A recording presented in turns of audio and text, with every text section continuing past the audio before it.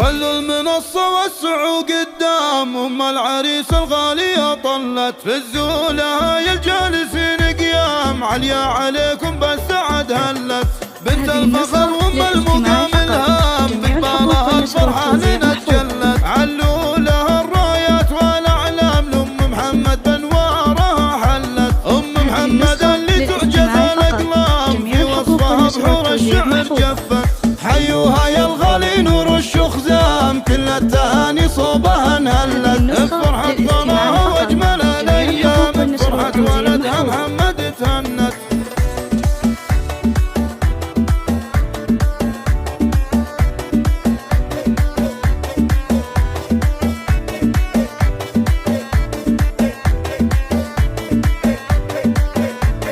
مبروك يا محمد بالاحلام يوم الفرح بشايره العز وفخامه وبالجمال التام ام العريس اخلاقها دلت مثل الاميره والشموخ وسام والعز تاج براسها علت بنت شيخ تشهد الايام لافعاله ومواقفه دلت والاجمل عروسه بعد النسخة للاستماع فقط. جميع الحقوق والنشر والتوزيع محفوظة. طلت وجهها البسام تخجل ملوك الذل طلت عسى السعادة سايرة الايام تسبق خطاها وين ما حلت والله يديم افراحكم بتمام وعنكم عسى الافراح ما زلت خلوا المنصة وسعوا قدام ام العريس الغالية طلت في الزولة يا الجالسين قيام عليا عليكم هذه النسخة للاستماع فقط. جميع الحقوق والنشر والتوزيع محفوظة. الفرحة لنا تجلت علوا لها الرايات والاعلام ام محمد بنوارها حلت ام محمد اللي تعجز الاقلام في وصفها بحور الشعر جفت حيوها يا الغالي نور الشخزام كل التهاني صوبها انهلت هذه النسخة للاستماع فقط. جميع الحقوق والنشر والتوزيع محفوظة. ليالي أفواج الخليج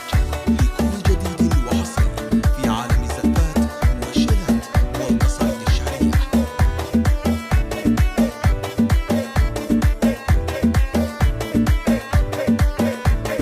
هذه النسخة للاستماع فقط. جميع الحقوق والنشر والتوزيع محفوظة.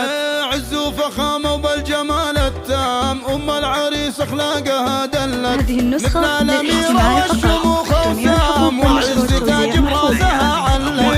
بنت شيخ تشهد الايام لافعاله ومواقفه للاستماع فقط. العروسه بعد الحقوق والنشر والتوزيع محفوظة. بالمليار ما قلت نوره طلت وجهها البسام تخجل ملوك الذل طلت عسى السعاده سايره الايام تسبق خطاها وين ما حلت والله